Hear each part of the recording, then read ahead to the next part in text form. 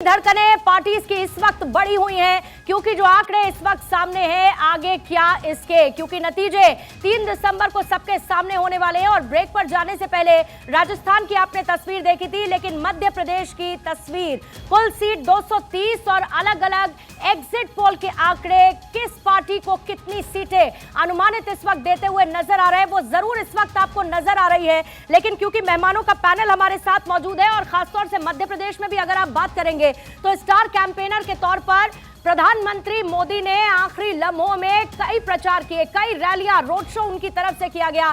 सवाल यह भी बनता है कि इन आंकड़ों के साथ जब कांटे की टक्कर नजर आ रही है तो कौन पास कौन फेल, और क्या मोदी का जो करिश्माई व्यक्तित्व है वो मध्य प्रदेश में बीजेपी को स्ट्रांग पोजीशन पर लेकर जाता हुआ नजर आ रहा है, या फिर मामा जिनकी लाडली बहनें, जिनको खुश करने की उन्होंने कोशिश की, इस जीत का ताज उनके सर पर सजेगा अगर बीजेपी जीतती है वहां पर और बहुमत के साथ सरकार बनाती है तो। रविशंकर जी से मैं इस वक्त रिएक्ट करूंगी। रविशंकर जी, बीजेपी लाडली है मध्य प्रदेश में या फिर लाडली बदलकर अब कांग्रेस हो सकती है? इन आंकड़ों के आधार पर आपका एनालिसिस क्या कहता है?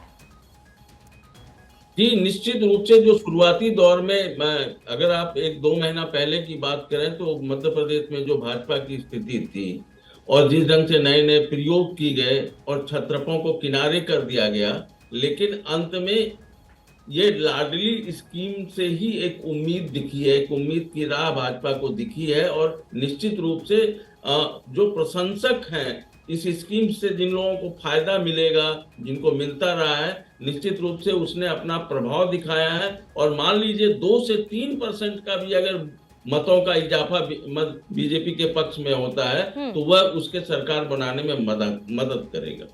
प्रेम कुमार जी, वोटिंग परसेंटेज बढ़ा इस बार बीजेपी की तरफ से लास्ट मिनट पे प्रधानमंत्री मोदी की रैलियां और लाडली योजना, क्या आपको लगता है बीजेपी को बेनिफिट कर पा रही है ये मध्य प्रदेश में? देखिए, चुनाव परिणाम में किन्हीं को श्रेय देना हो तो नरेंद्र मोदी जी को दें, और चुनाव प्रचारक हैं, उस पार्टी के नेता हैं, तो उनका योगदान भी होगा और उनका उल्टा भी होगा। दोनों मैजिक भी चलता है और मैजिक का उल्टा भी होता है। तो अभी जो चुनाव परिणाम आ रहे हैं उसमें देखिए, तेलंगाना और छत्तीसगढ़ में लगभग एक मत है, सारे एग्जिट पोल एक रिजल्ट दे रहे हैं कि कांग्रेस आ रही है। और एग्जिट पोल मध्य प्रदेश को लेकर देखें, मैं 1-2 तरीका है देखने का। एक तो सबका एवरेज निकाल के लोग देखते हैं, मैं उससे बहुत ज़्यादा सहमत नहीं होता।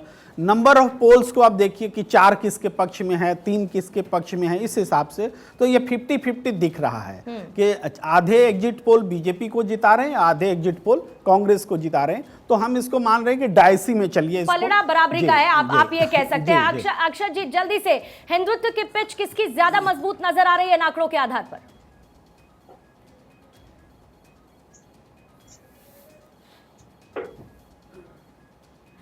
अक्षर जी, आप शायद म्यूट पर हैं। जो है वो लाडली बहना से होगा या हिंदुत्व से होगा, ये तो 3 तारीख को ही मालूम पड़ेगा कि कौन सा मुद्दा ज्यादा हावी रहा। लेकिन आज जो एग्जिट पोल आ रहे हैं उसके अनुसार, आज तक का जो अभी बता रहे हैं उसके अनुसार तो मध्य प्रदेश में अभूतपूर्व बहुमत दे रहे हैं, 140 से 162 भारतीय जनता पार्टी को। जबकि यहाँ पर जो जनरल परसेप्शन है वो इस तरह का है कि लगभग बराबर पे कांग्रेस बीजेपी छूटेंगे। लेकिन 4 एग्जिट पोल अभी भाजपा को बहुमत दिखा रहे हैं, तो निश्चित रूप से वो मुझे लगता है कि 3 तारीख को वो सच्चाई में तब्दील हो सकता है। 2 अभी भी, लेकिन ओपिनियन पोल, इससे पहले ओपिनियन पोल आए थे तो अभी टाइम्स नाउ का जो ओपिनियन पोल था वो 153 दिखा रहा था और आज वो 105 से 117 के बीच में दिखा रहा है भारतीय जनता पार्टी को। तो अंतर जो है वो हम सबके सामने है। ठीक है, आंकड़े बड़े और घटे दोनों ही पार्टियों के हैं। उस ओपिनियन पोल से आप एग्जिट पोल पर चले जाइए। आदित्य, एक क्विक रिएक्शन आपसे लेते हुए फिर उसके बाद मैं आगे बढ़ूंगी। एमपी को लेकर आपका एनालिसिस क्या? क्योंकि पूरी कोशिश शिवराज सिंह चौहान ने कर दी, उनके चेहरे को चुनाव में आगे नहीं किया गया, लेकिन अगर बीजेपी की मजबूत स्थिति नजर आती है तो सर पर ताज किसके होगा? देखिए, सबसे पहले तो चेहरा कर्नाटक में ये हुआ, जब भी कुछ चुनाव हारते हैं तो स्ट्रैटेजी बनी बीजेपी में, चुनाव हारते हैं तो ठीकरा नरेंद्र मोदी पे हो जाता है क्योंकि वही चेहरे होते हैं। तो इस बार के चुनाव में आपने देखा होगा मध्य प्रदेश, छत्तीसगढ़, राजस्थान, तीनों में मल्टीपल चेहरे कर दिए। अब मध्य प्रदेश का जिक्र कर रहे हैं, वहां पे तो एग्जिस्टिंग सीएम थे, लेकिन फिर भी जैसा आपने कहा कि उनको उतना ज्यादा आगे नहीं किया गया। लेकिन जो एग्जिस्टिंग सीएम, सिटिंग सीएम होता है, उसके कंधे पे सारा दारोमदार होता है। अब होता क्या है, और ये मैं आपको इसलिए बता रही हूँ क्योंकि ये बैठक में ऑफ रिकॉर्ड हमने मध्य प्रदेश और दिल्ली के सीनियर नेताओं से बात करी। उन्होंने कहा कि हमने राजस्थान, मध्य प्रदेश, छत्तीसगढ़ में बड़े बड़े चेहरे उतार दिए, जिससे उनकी जिम्मेदारी हो जाए। यानी मध्य प्रदेश में तोमर जी की भी जिम्मेदारी है, और जो एंटी इनकम्बेंसी इनके खिलाफ थी सीएम के खिलाफ, उनको ये लगे कि ठीक है तोमर जी हैं रेस में। वैसे ही प्रहलाद पटेल को उतार दिया। तो एक तो सभी लोगों ने अपनी ताकत झोंकी, फिर ऊपर से जाहिर तौर पे जो एक बयान था शिवराज सिंह चौहान का कि भाई चला जाएगा तो बहुत याद आएगा, क्योंकि अगर हार होती तो वो शिवराज सिंह चौहान के ठीकरा होता, और जीत कलेक्टिव हुई है। फिर ज्योतिरादित्य सिंधिया एक फैक्टर है, उनके लिए भी अपनी राजनीतिक करियर का एक बड़ा शिवराज सिंह चौहान की प्रतिक्रिया। कोई कांटा बचे ही नहीं। मैंने ऐसा चुनाव नहीं देखा कि जहां हम जाते थे पुरुषों की भीड़ तो होती थी, लेकिन उससे ज्यादा बहनें आती थी, बेटियां आती थी, बच्चे भी आते थे, और बहनों का जो लाड़ और प्यार मिला वो अद्भुत और अभूतपूर्व है। अभी भी मैं कई जगह जाता हूं तो बहनें दौड़ के जाती है और ये कहती कि भैया अपन जीत रहे हैं। वो ये नहीं कहती कि बीजेपी की सरकार बनेगी कि आपकी सरकार बनेगी, वो ये कहती कि अपन जीत रहे हैं। अपन जीत रहे हैं मतलब बीजेपी की जीत में बहनों को अपनी जीत दिखाई दे रही है, और इसलिए लाडली बहना ने सचमुच में चमत्कार किया है।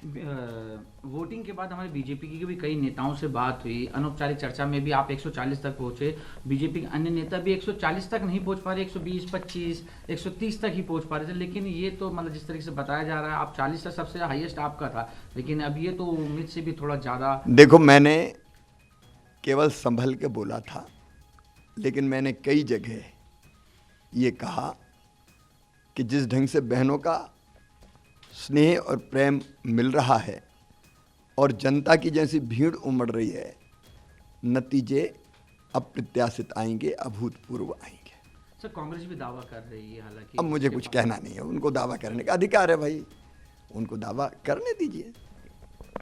गदगद नजर आ रहे हैं लाडली बहनों के भैया माने कि शिवराज सिंह चौहान, जो कहते हुए कि बीजेपी की सरकार मध्य प्रदेश में बनने वाली है। बहरहाल सवाल यही है कि 5 राज्यों में किसे मिलेगी सत्ता की कमान, और इसे जानने के लिए सट्टा बाजार में क्या चल रहा है। हालांकि हम सट्टा बाजार को बिल्कुल भी एंडोर्स नहीं करते, लेकिन सट्टा बाजार में चल क्या रहा है, कैसी हलचल है, ये भी आपको जानना चाहिए। और इसके साथ साथ भारत 24 किसी भी तरीके की सट्टा गतिविधि को बढ़ावा नहीं देता है। हम सिर्फ चुनाव को लेकर सट्टा बाजार सोच क्या रहा है ये दिखाने की कोशिश कर रहे हैं। सट्टा बाजार के रुझानों में कांग्रेस और बीजेपी दोनों की चिंताएं बढ़ी हुई हैं। सबसे पहले राजस्थान की बात कर लेते हैं। यहां पर सट्टा बाजार के मुताबिक बीजेपी को 115 से 117 सीटें मिल सकती हैं, तो कांग्रेस का 68 से 70 सीटों का ही दायरा है। राजस्थान में अन्य को 16 से 18 सीटें मिलने की उम्मीद है। अब मध्य प्रदेश की अगर बात करें, मध्य प्रदेश में सट्टा बाजार क्या अनुमानित कर रहा है। मध्य प्रदेश की 230 सीटों पर कांटे की टक्कर, और सट्टा बाजार के मुताबिक मध्य प्रदेश में बीजेपी को 106 से 109 सीटें मिल सकती हैं, तो कांग्रेस को 116 से 119 सीटें मिल सकती हैं। लेकिन छत्तीसगढ़ में क्या होगा, यहां सट्टा बाजार क्या कहता है। छत्तीसगढ़ की 90 सीटों पर बीजेपी को लेकर सट्टा बाजार के मुताबिक 35 से 37 सीटें अनुमानित मिल सकती हैं, और कांग्रेस को 52 से 54 सीट मिलने का अनुमान है। यह है सट्टा बाजार का आकलन। 5 राज्यों के एग्जिट पोल और रिसोर्ट पॉलिटिक्स। क्या फिर से शुरू होगी resort politics? Rajasthan, MP, Chhattisgarh में कांग्रेस के माथे पर चिंता की लकीरें। इन राज्यों में विधायक पहले भी रिसोर्ट में फरमा चुके हैं शाही आराम। इससे पहले राजस्थान में जयपुर, जैसलमेर में हो चुकी है बाड़ेबंदी। क्या गहलोत फिर से लेंगे राजस्थान में रिसोर्ट पॉलिटिक्स का सहारा? छत्तीसगढ़ कांग्रेस विधायक भी कर्नाटक में गए थे बाड़ेबंदी के लिए। भूपेश बघेल भी अपना सकते हैं बाड़ेबंदी का फॉर्मूला। तेलंगाना में कांग्रेस को बहुमत के संकेत से केसीआर संकट में। विपक्षी सहयोगी दल के साथ केसीआर जा सकते रिसोर्ट शरण में। मिजोरम में एमएनएफ, जेडपीएम में से किसी का साथ दे सकती है कांग्रेस। हॉर्स ट्रेडिंग की आशंका को लेकर सभी राजनीतिक दल हैं चिंतित। हालांकि 3 दिसंबर को ही तय होगा भविष्य। सचमुच भाग्य विधाता के फैसले को बदलना आसान नहीं है।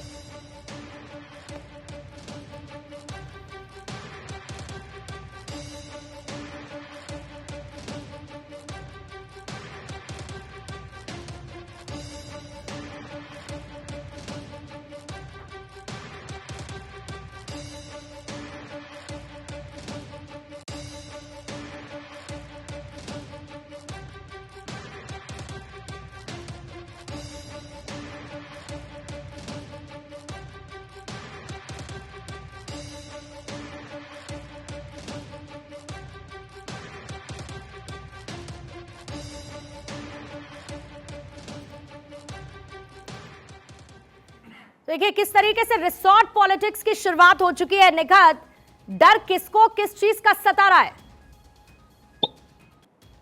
देखिए, आपकी जो बात है, मैं अगेन इसी बात से शुरुआत करूंगी कि मैं पूरी रिस्पेक्ट करती हूँ आपके सर्विस का भी, आपकी बातों का भी, और जो अभी आप बात बोल रहे हैं वो हमें आप ही के सूत्रों के हवाले से पता चल रही है। बट रियलिटी ये है कि जिस प्रकार वोट हुआ है और जिस प्रकार काम हुआ है, जनता ने बहुत सोच समझ के मतदान दिया है। बहनों ने बहुत सोच समझ के मतदान दिया है, युवाओं ने बहुत सोच समझ के मतदान दिया है। आज से आने वाले 10 साल किस प्रकार होने चाहिए और किस प्रकार का विकास आज की पीढ़ी आने वाले 10 साल के लिए देखती है, उसको ध्यान में रखते हुए वोट किया है। ये पहले कभी नहीं हुआ करता था। पहले सिर्फ तुष्टीकरण की राजनीति हुआ करती थी। एक जमाना ये होता था कि सिर्फ अपीसमेंट की पोस्ट पकड़ कर ही नेता वोट मांगते थे। लेकिन आज जब से भारतीय जनता पार्टी की सरकार आई है, जब नेता किसी व्यक्ति के घर, किसी मतदाता के घर वोट मांगने जाता है तो वो अपने काम गिनवाता है। क्योंकि भारतीय जनता पार्टी ने जिस प्रकार काम करा है, ये सिर्फ भारत में नहीं बल्कि विश्व भर में जग जाहिर हो चुका है। हमें आपको बताने की जरूरत नहीं है, ये जनता जानती है। और जनता ने अब इस बात को समझा है, परखा है और आगे उसी प्रकार वोट दिया है कि अब मुझे पता है कि मुझे भारतीय जनता पार्टी की सरकार केंद्र में भी और हर राज्य में बनानी है, और तभी भारत का और उसके प्रदेश का, जिस प्रदेश से वो व्यक्ति आता है, ये आत्मविश्वास है या अति आत्मविश्वास? क्योंकि कांग्रेस तो लगातार आपको 50% कमीशन की सरकार बताती रही, ये बताती रही कि किस तरीके से आपने भ्रष्टाचार से ठगा है मध्य प्रदेश को। शिवराज सिंह चौहान के चेहरे को आप लोग आगे करने का मनोबल नहीं जुटा पाए। पूर्णिमा, 3 तारीख को विपक्ष को चौंका देने वाले नतीजे आने वाले हैं। इनके पैरों तले जमीन खिसक जाएगी, क्योंकि ये जो बड़ी बड़ी डीकें हाँकते हैं, जो जाके भाषण में बड़ी बड़ी बयानबाजी कर आए हैं, गोलियां फेंक आए हैं, ये सब त्रस्त हो जाएंगे।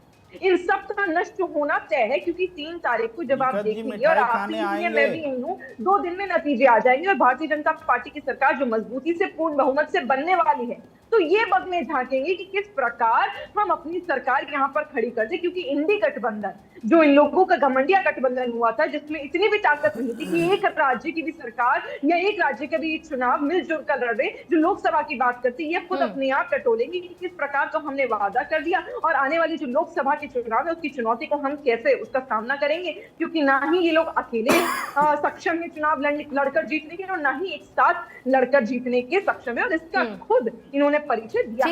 ठीक है। हालांकि प्रेम कुमार जी कह रहे हैं मिठाई खाने आपके पास वो जरूर आएंगे। 3 तारीख को जब नतीजे आएंगे तो आएंगे प्रेम जी आपके पास मिठाई खाने के लिए। आप उनका स्वागत सत्कार भी करेंगे। हम आपको भारतीय जनता पार्टी का दिल बहुत बड़ा है, विपक्ष को भी मुंह मीठा कराएंगे और भोजन भी कराएंगे जब हमारी सरकार बनेगी। चिंता ठीक है। मनीष गुप्ता जी, छत्तीसगढ़ में कौन सा खेला हो रहा है?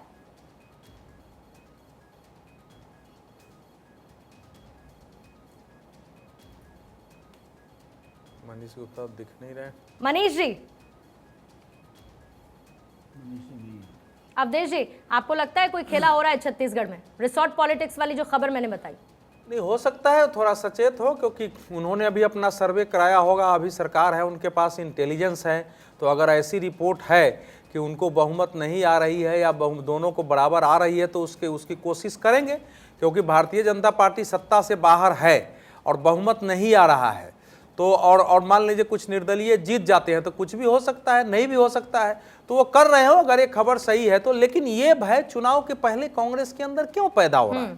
अगर आत्मविश्वास आपका इतना ही है कि हम जीत रहे हैं तो इस प्रकार के समाचार बाहर नहीं आने चाहिए। ये तो कॉन्फिडेंस में कमी दिखाता है, या फिर जमीनी स्तर पर आपके पास या तो सूचनाएं नहीं है या जो है वो सही नहीं है। तो और दुर्भाग्य से मतलब ये जो रिसोर्ट में ले जाना ले आने का खेल है, राजस्थान में तो कांग्रेस पार्टी के अपने ही अंदर के विद्रोहों का कारण करना पड़ा।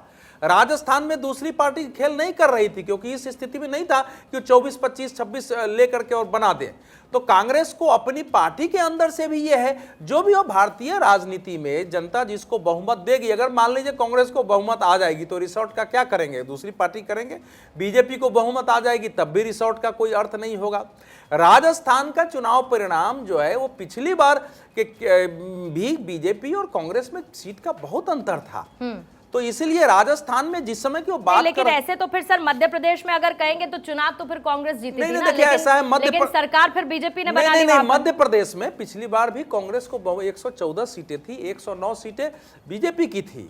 तो कांग्रेस ने भी जो सरकार बनाई, बीएसपी के विधायक थे, समाजवादी पार्टी के विधायक थे, और उस प्रकार से वो सरकार बनी थी। वो बहुत ज्यादा भारी बहुमत पर सरकार नहीं थी वो। तो ये राजस्थान की भी जो सरकार थी वो भी भारी बहुमत की सरकार नहीं थी। तो इसलिए इसको अब मान लीजिए आपकी पार्टी में अगर बीजेपी ने ही फूट करा दिया है, लेकिन विद्रोह तो अपनी पार्टी में हुआ है। विद्रोह में अगर आपने ज्योतिरादित्य सिंधिया के आकांक्षाओं को पूरा नहीं किया, उनको मनाने में आप सफल नहीं रहे हैं, विद्रोह करके साथ चले गए हैं, तो ये तो कोई भी पार्टी, कांग्रेस भी ऐसी स्थिति में होगी तो करेगी। मैं इसको अनैतिक मानता हूं कि जो जिस पार्टी से जीत कर गया है उस पार्टी में वो रहे। अगर उसके पास नैतिक और सैद्धांतिक कारण है तो पार्टी छोड़ के जाकर त्याग पत्र दे और चुनाव लड़े। लेकिन सामान्यतः राजनीति में नहीं होता है। अगर 20-22 विधायक टूटने के लिए तैयार है तो दूसरी पार्टी सरकार बनाएगी, और बनी है। और बाद में जो चुनाव हुए उसमें से 20 में से 15 सीटें बीजेपी जीती है, उसमें से कांग्रेस केवल 5 सीटें जीती है, उपचुनाव में जीती है। लेकिन मध्य प्रदेश का जो चुनाव है, मैं फिर बता रहा हूं, पिछली बार यद्यपि कांग्रेस को ज्यादा सीटें मिली मुझे अवधेश जी, क्योंकि इस वक्त अवधेश जी जरा आपको रोकूंगी। स्क्रीन पर आपको इस वक्त टीएस सिंहदेव जी नजर आ रहे हैं, डेप्यूटी सीएम छत्तीसगढ़ के। टीएस सिंहदेव सर, बहुत बहुत स्वागत करती हूं आपका। आज चेहरे पर मुस्कान है, संशय है, या फिर आत्मविश्वास से लबरेज हैं आप? हल्की मुस्कान है अभी। ठीक, आपने चैनल में ज्वाइन करने का मौका दिया, उसके लिए धन्यवाद। और सभी साथियों को जो पैनल में हैं और दर्शकों को, सबको मेरा प्रणाम। 3 तारीख को ज्यादा राहत मिलेगी, तो 3 तारीख का इंतजार है। अभी आगे सबने रखा है उसका संतोष है। 3 तारीख का इंतजार करना चाहेंगे आप? आज जो सुपर एग्जिट पोल के आंकड़े हैं, किसके साथ जा रहे हैं टीएस सिंहदेव सर आप? ज्यादा सटीक आंकड़े आपके इंटरनल सर्वे के हिसाब से आपको ज्यादा एप्ट आंकड़े कौन से नजर आ रहे हैं? व्यक्तिगत मुझे संतोष 60 के आसपास, 2/3 बहुमत आएगा, तब संतोष मुझे, और इसकी संभावना है।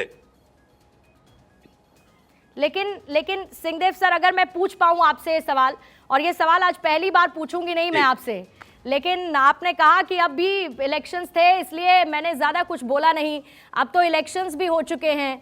उम्मीद क्या है, अगर छत्तीसगढ़ में कांग्रेस की सरकार बनती है तो टीएस सिंहदेव का पद क्या होना चाहिए? जो हाईकमान तय करे। पिछले 5 साल के अनुभव के बाद तो मैं बिल्कुल दृढ़ इस विचार का हूं कि ये स्पेकुलेशन नहीं होना चाहिए। इसमें बहुत नुकसान होता है और बहुत अटपटी स्थितियां बनती है, बहुत परेशानियां होती हैं। तो बिल्कुल इसमें नहीं जाना है। और हम लोगों ने लेकिन ऐसा क्यों लगता है सिंहदेव सर कि परेशानियां आपकी ज्यादा बढ़ जाती हैं? आप चाहते कुछ है, होता कुछ जाता है। आला कमान आपको चाहकर भी संतुष्ट नहीं कर पा रहा है, या चाहता ही नहीं है कि आपको संतुष्ट करे? मैं असंतुष्ट हुई नहीं, तो संतुष्ट करने की जरूरत ऐसी नहीं पड़ेगी आला कमान को। मैं उनके निर्णयों के साथ चलने वाले व्यक्तियों में हूँ। मेरे लिए जो उनका निर्णय है वो अंतिम है, तो मुझे उसमें परेशानी नहीं होती उनके निर्णय को स्वीकार करके आगे चलने में। और निर्णय होना चाहिए, जो निर्णय हुआ वो सराखों पर। लेकिन भविष्य के लिए टीएस सिंहदेव अपने पद के आगे क्या चाहते हैं? उनके टीएस सिंहदेव, जब मैं स्क्रीन पर लिखूं सर, आप मेरे साथ अगली बार जुड़ेंगे तो मैं उप मुख्यमंत्री लिखूं या फिर मुख्यमंत्री लिखूं, टीएस सिंहदेव क्या चाहते हैं? टीएस बाबा लिखिएगा। जो काम मिलेगा उसको करना है। 10 साल के काम 5 साल में करने हैं। और टीएस सिंहदेव, टीएस बाबा, जो आपको ठीक लगे वही लिखिएगा। बाबा और काका में सर सब ठीक है ना? इलेक्शंस के बाद भी? हाँ, सब ठीक। चर्चा चल रही है। जय वीरू के बाद अब की काका पापा की छोटी रही। ठीक है सर, लेकिन चलिए खैर मैं इससे आगे बढ़ती हूँ। आपने कुछ खुलकर और कुछ दबाकर अपनी बात कहने की कोशिश जरूर की है, लेकिन अगर छत्तीसगढ़ में लगातार आप इस बात का दावा कर रहे हैं, अब की बार 75 पार ये नारा आपकी सरकार ने दिया, अगर आपकी सरकार बनती है तो क्या काम किया छत्तीसगढ़ में? क्योंकि 15 साल के शासन को खत्म करके कांग्रेस को 5 साल का मौका मिला था, काम क्या कर गया? विनिंग फैक्टर्स क्या रहे? नारा सरकार का नहीं था। हमारे बीच के कुछ साथी थे, कुछ सीनियर साथी थे, उन्होंने एक टारगेट रखा। और ये स्वाभाविक है कि हर व्यक्ति चाहेगा कि एक अच्छे ऊंचे लंबे टारगेट को लेके चले। मंजिल ऐसी हो तब तो वहां तक पहुंच सकेंगे।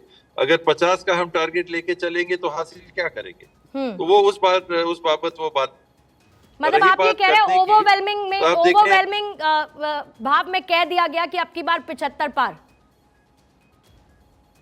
जी, ये हमारे कुछ सीनियर कैबिनेट के साथी हैं, उनने इस बात को कहा था, एक नारा सा बन गया था अब की बार 75 पार, बीजेपी ने 90 कहा।